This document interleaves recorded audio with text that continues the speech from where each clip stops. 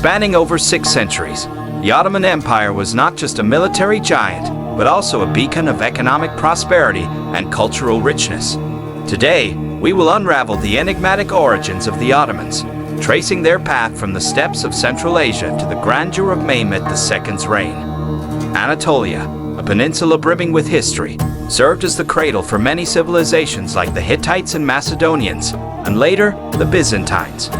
Post the 11th century, following the Battle of Manzikert, the Seljuks took control, under the command of their leader, Alp Arslan, reshaping the region's demographic and cultural landscape by introducing Turkic elements. Throughout the 12th century, the Sultanate of Rum was increasingly embroiled in conflicts with European crusader armies and a revitalized Byzantine Empire under the Komnenoi dynasty. These engagements eroded Rum's control, particularly in western Anatolia, significantly diminishing its military and political clout.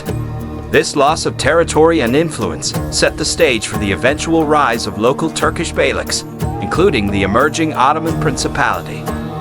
As we delve into the origins of the Ottoman Empire, it's crucial to acknowledge that the early history of this formidable state is largely obscured. The scarcity of contemporary primary sources and the Ottomans' own historical records, not beginning until the 15th century, contribute to a narrative filled with gaps and uncertainties. Therefore, the account we explore is based largely on traditional stories passed down through generations, which may blend fact with folklore, reflecting the often disputed views of modern historians about the empire's foundation. In the early 13th century, as Genghis Khan's forces ravaged Central Asia and Iran, numerous Turkic tribes were forced from their ancestral lands. Among these was the Kayi Tribe, future founders of the Ottoman Empire. Originating from what is now Turkmenistan, the Kayis were recognized by the 11th century historian Mahmud al-Kashgari as one of the original 22 tribes descending from Oghuz Khan, a figure revered in Turkic mythology. Although Ottoman records from the 15th and 16th centuries claim a direct lineage to this legendary warrior to bolster their imperial legitimacy, modern historians view these claims with a degree of skepticism. Amidst this turmoil, in 1227, the Kayi leader, Suleiman Shah, tragically drowned in the Euphrates River, leaving his son, Ertuğrul Gazi, to lead the tribe. By the end of the decade, Ertuğrul had not only resettled his people in Anatolia, but also aligned them with Seljuk Sultan Kayibad I, marking the beginning of their ascent to power. During this period, the Sultan of the Seljuks ruled his realm through various Turkish governors and dozens of separate semi-autonomous chieftains, whose leaders were known as Uç Bey, a title similar to the Western European Margrave. These chiefdoms around the Sultanate would supply the state with warriors called Ghazis, who were Muslim soldiers, who prioritized fighting and plundering in non-Muslim lands in order to gain religious glory and fiscal wealth for themselves. So were the duties of Ertuğrul and his son Osman to the Seljuk Sultanate. Following this, Ertuğrul and his followers joined the ranks of the Gazi warriors under the auspices of the Sultanate of Rum.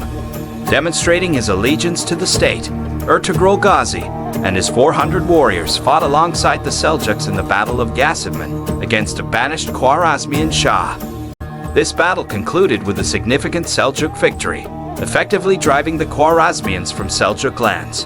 In appreciation of their valor on the battlefield, Sultan Kayibad awarded the Kayi tribe a tract of land on Karacha Mountain, near what is now modern-day Diyarbakir, and later established them permanently near Ankara, strategically positioned at the Sultanate's western frontier. Ertuğrul Gazi, a leader of vision and valor, capitalized on the political fragmentation of the region. His adeptness in forging alliances and military acumen facilitated the Kayis' initial expansions. Situated on the western edges of the Sultanate of Rum, the Kayis found themselves strategically positioned away from the direct military reach of the Mongols. This geographical advantage turned their territory into a refuge for Turks escaping the Mongol invasions in eastern and central Anatolia. Having secured a stronghold for themselves, the Kayis engaged in several decades of minor raids against the neighboring empire of Nicaea, aligning themselves with other Gazi warbands and Turkic clans. It was during one of these raids in 1231 that Ertuğrul Gazi captured the village of Soğut for the Sultanate. In recognition of his military contributions, Ertuğrul was rewarded by the Sultan with the villages of Soğut and Domanit, and he was elevated to the rank of Uç Bey. By gaining control over strategic locales like Söğüt, Ertuğrul not only consolidated his power, but also laid the groundwork for his son, Osman I, to inherit a robust tribe poised for empire after his death from natural causes in 1080. In the late 13th century, Kayi II ascended to the Seljuk throne lacking the military and diplomatic prowess of his predecessor. He defiantly resisted Mongol dominance, forging an alliance between Muslim and Christian forces in 1243. However, this coalition was swiftly overwhelmed by the Mongols at the Battle of Kozi Dağ, effectively quelling any significant opposition to Mongol rule in Anatolia. As a result, the Sultanate of Rum largely fell under Mongol control, reducing Kayi II to a vassal of the Mongol Empire. Throughout the remainder of the century, the influence of the Seljuk Sultan waned further as regional governors and chieftains began to exercise increased autonomy, gradually eroding the cohesion of the Sultanate. Under Osman I, the Kayi tribe transformed into the nascent Ottoman beylik. Osman's leadership saw significant victories against the Byzantines, capturing key fortresses and expanding their territory.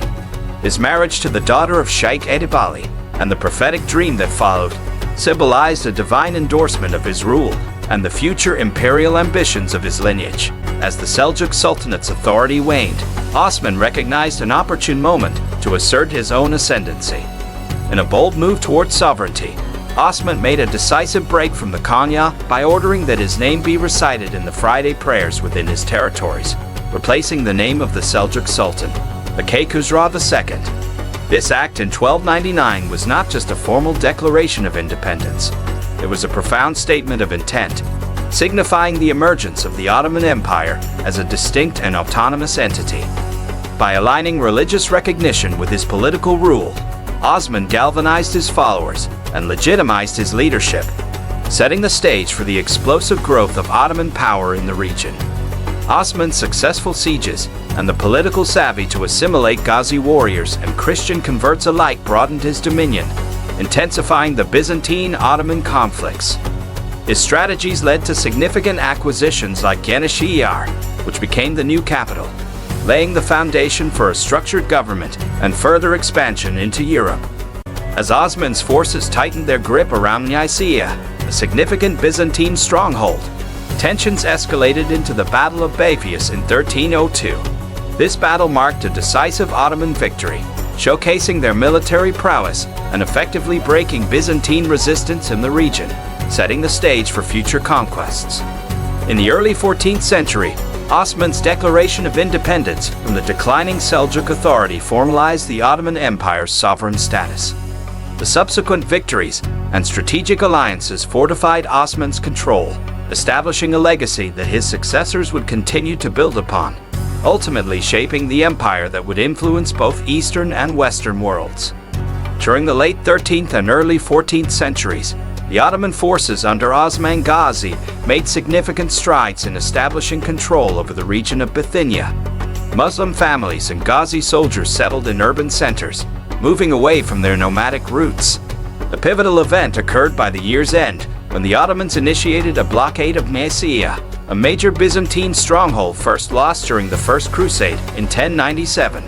Responding to years of territorial neglect and the encroachment of various Turkic beyliks, Byzantine Emperor Andronikos II Palaiologos launched a military campaign in the summer of 1302 to reclaim the lost Roman lands of Asia Minor. His son Michael IX Palaiologos faced setbacks earlier that year as his forces were overwhelmed by refugees from Osman's campaigns. To counter the Ottoman blockade of Nicaea, a 2,000-strong Byzantine relief force led by George Muzalan was dispatched from Constantinople.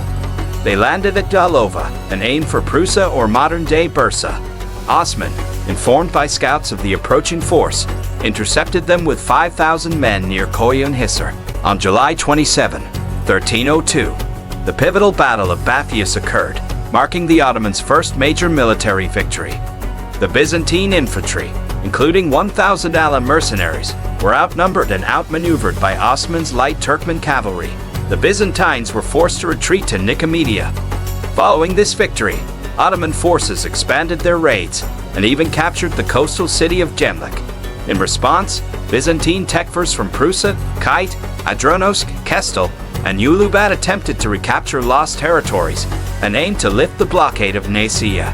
They were met by Osman's similarly sized force at the Battle of Dimbos near Yenişehir, resulting in a Pyrrhic victory for the Ottomans, marked by significant casualties on both sides, including Osman's nephew, Adogdubey. This victory and subsequent captures of towns like Kayı, Kestel, and Ulubat diminished Byzantine presence in Bithynia. Osman's forces resumed and expanded their blockade to include Prusa, consolidating Ottoman control and setting the stage for further territorial expansion and the integration of migrating Muslim families into the burgeoning Ottoman beylik. From nomadic beginnings to ruling over 3 continents, the Ottoman Empire's rise is a testament to strategic leadership and opportunistic expansions amid the decline of surrounding powers. Their story is not just one of conquest, but also of cultural amalgamation and administrative innovation, which would resonate through the corridors of history for centuries. Thank you for joining us in exploring the fascinating rise of the Ottoman Empire. Don't forget to like, subscribe, and hit the bell icon to stay updated with more captivating historical narratives. Join us next time as we delve into the intrigues of Ottoman-Byzantine relations and the empire's ventures into Europe. See you in the next video.